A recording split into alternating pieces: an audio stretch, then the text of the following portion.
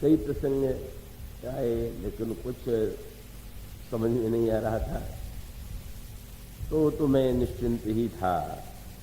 जब नहीं सुना जा रहा है तो कहलाने वाला वो तो वस्तुतः प्रभु हैं, तो वो जो सुनेंगे, जो कहलाना चाहेंगे वो करेंगे। तो संयोग था कि वो शरद पूर्णिमा की तिथि थी और अचानक उसी की ओर ध्यान चला गया और शरद ऋतु के इस वर्णन को केंद्र बनाया गया।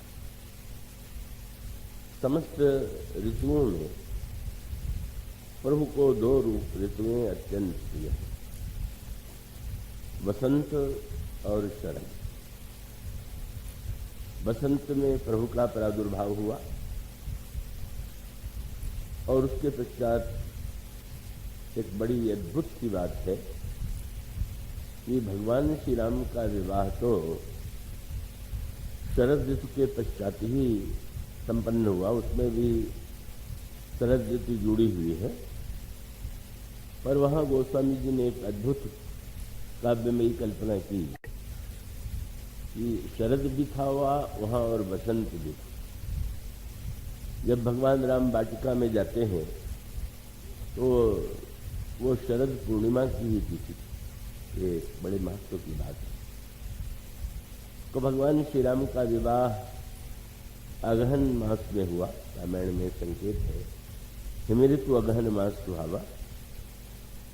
और बारात जो है बहुत पहले से ही आकर के मिथिला में प्रथम बारात लगन ते आई, ताते पुर प्रमोद अधिकाई। तो शरद पूर्णिमा का पक्ष इसलिए उपयुक्त लगता है कि जिस दिन भगवान राम पुष्पवाटिका में जाते हैं का उसी दिन का भगवान श्री राम ने सायंकाल की संध्या में पूर्ण चंद्रमा को उदित देखा। तो बड़ी स्वाभाविक सी बात है कि पूर्ण चंद्रमा संध्या के समय तो पूर्णिमा को ही और बारात अगहन में आ गई, तो इससे यही उपयुक्त प्रतीत होता है कि वो शरद पूर्णिमा का ही दिन था। बड़ा अद्भुत संयोग।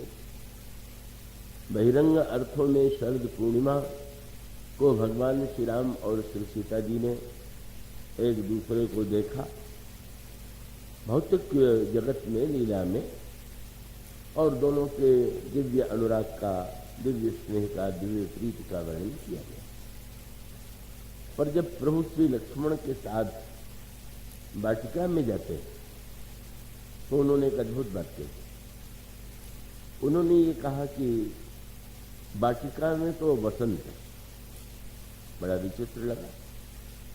जब शरद है तो वाटिका में बसंत है, तो वसंत ऋतु तो इस समय नहीं हो सकती है। तो गोस्वामी जी ने बड़ी भावमयी भाषा में लिखा कि हाँ, बसंत ऋतु तो 2 ही मास के लिए सर्वत्र आती है, लेकिन बसंत ऋतु जब कभी श्री किशोरी जी के प्राकट्य के बाद मिथिला में आई तो बसंत ऋतु को यह आशा थी कि मिथिला की जो वाटिका है, मैं जब उसमें प्रवेश करूंगी तभी तो चारों ओर बसंत के पुष्प बसंत में जैसा होता है वो खिलेंगे। पर आश्चर्य हुआ बसंत ऋतु को कि बिना उसके आए ही उस दिव्य वाटिका में इतना विलक्षण दृश्य उसे लगा कि वो स्वामी जी ने लिखा कि उसने निर्णय किया कि अब तो मैं यहीं पर रह जाऊं। वो स्वामी जी कहते हैं, भूप बाग बर देखे जाई, जहां बसंत ऋतु रही लुभाई। शरद में बसंत कैसे है? बोले अब बसंत ऋतु जब रह गई है तो यह तो 12 महीने का ही बसंत है। तो शरद और वसंत का ये जो मिलन है, ये विवाह का अद्भुत प्रसंग है। इसमें काव्य भी है, दर्शन भी है और भावना का रस का भी अद्भुत तत्व है। आप उस एक दृश्य पर विचार कीजिए का प्रभु जब श्री किशोरी जी और लक्ष्मण जी के साथ वन जा रहे थे तो किसी वृक्ष के नीचे बैठे हुए विराजमान हैं और गांव की स्त्रियों के मन में ये जिज्ञासा जागृत हुई कि मैं जरा हम लोग जरा किशोरी जी के पास बैठ करके उनसे बातचीत का तो सुख लें। और जिस समय ये निकट आकर के बैठी और बड़े भाव भरे शब्दों में उन्होंने ये पूछ दिया, ये कोटि मनोज लजावन हारे, सुमुख कहूं को आही तुम्हारे। देवी यह बताइए कि करोड़ करोड़ कामदेवों को लज्जित करने वाले ये आपके कौन है? उस समय जब श्री किशोरी जी ने परिचय दिया तो गोस्वामी जी ने दो बड़ी अद्भुत उपमाएं, इसको साहित्य के आनंद के संदर्भ में भी आप देखेंगे और भावना के संदर्भ में। तो वैसे तो अवस्था क्रम से श्री राम बड़े हैं और लक्ष्मण जी छोटे हैं, और इसलिए पहले श्री राम का परिचय देना चाहिए और बाद में लक्ष्मण जी। पर श्री किशोरी जी ने क्रम को परिवर्तित कर दिया, पहले उन्होंने लक्ष्मण जी का परिचय दिया। तो गोस्वामी जी ने जब श्री किशोरी जी लक्ष्मण का परिचय देने लगे तो एक उनके लिए जो शब्द प्रयुक्त किया वो क्या है? गोस्वामी जी कहते, सकुच सप्रेम बाल मृग नैनी, बोली मधुर बचन पिक बैनी। कोकिल वाणी, कोकिला की मधुर वाणी जैसे होती है उसी वाणी में श्री किशोरी जी बोले।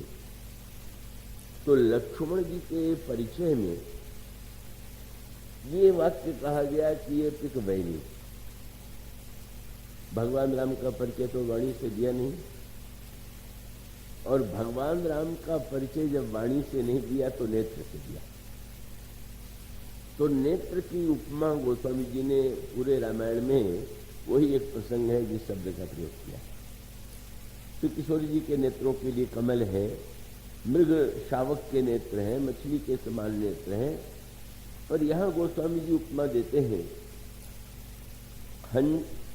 बहुरी वदन विधु अंचल ढाकी, और प्रियतम पितई भौह करी बाकी, खंजन मंजू तिरीछे नैननी, निज पति तिनहि कहो सिय सैननी। लक्ष्मण जी का परिचय देने में कोकिल बैनी और श्री राम का परिचय देने में खंजन नैनी। इसमें बहुत गहरा गोस्वामी जी का संकेत। क्यों? जब भगवान राम सीता जी और लक्ष्मण जी को देखते हैं तो गोस्वामी जी ने लक्ष्मण जी की तुलना वसंत से की। उन्होंने कहा कि जनु मधु मदन मध्य रति रसन। तो लक्ष्मण यदि मूर्तिमान वसंत है तो कोयल से बढ़कर के वसंत का परिचय कौन दे सकता है? जहां वसंत होगा वहां तो कोकिला बोलेगी, और इसलिए लक्ष्मण जी का परिचय देते हुए वो कोकिल बोली। और खंजन नेत्र वाली क्यों है? जब गांव की स्त्रियों ने पूछा तो बार बार शरद शब्द का श्री राम के लिए प्रयोग किया। तो वो पूछते हैं कि शरद सरवरी नाथ मुख, शरद सरोरुह नयन। इनका जो मुख है वो तो शरद ऋतु के चंद्रमा के समान है, इनके नेत्र तो शरद ऋतु के कमल के समान है। तो बार बार जब श्री राम ने शरद का वर्णन किया तो अभी जो चौपाइयां आपने पढ़ी है सुनी, उसमें क्या है? भगवान राम कहते हैं कि जब शरद ऋतु आती है तभी खंजन आता है, जान शरद ऋतु खंजन आए, पाई समय दिन सुकृत सुखाए। मानो खंजन के नेत्र के द्वारा शरद के रूप में श्री राम और कोकिल बैनी के रूप में वसंत के रूप में लक्ष्मण जी का परिचय। ये बड़ी अद्भुत रसमयी उद्भावना है और वो तो विलक्षणता है। तो मैं समझ सकता हूँ कि आप लोगों को बड़ा नया लग रहा होगा। सच बात तो मुझे भी नहीं लग रहा, आज से पहले मुझे भी इसका ज्ञान नहीं था। और उसका अर्थ ये है कि सचमुच ये तो अद्भुत है, और वो मानो उसका मधुर तात्पर्य ये है, वसंत और शरद वैसे भी व्यक्ति को अत्यंत प्रिय प्रतीत होता है, पर आध्यात्मिक अर्थों में भी बसंत और शरद की आवश्यकता प्रत्येक व्यक्ति के जीवन में। और वो वसंत और शरद की आवश्यकता किन अर्थों में? जब भगवान श्री राम के संदर्भ में वसंत ऋतु का वर्णन किया जाता है, जब ये कहा जाता है कि भगवान श्री राम का प्राकट्य वसंत ऋतु में हुआ, तो उसका तात्पर्य क्या है? गोस्वामी जी जो तुलना करते हैं वो वसंत ऋतु की तुलना श्रद्धा से करते हैं। गोस्वामी जी कहते हैं, संत सभा चहुदिश अमराई, श्रद्धा ऋतु वसंत समगाई।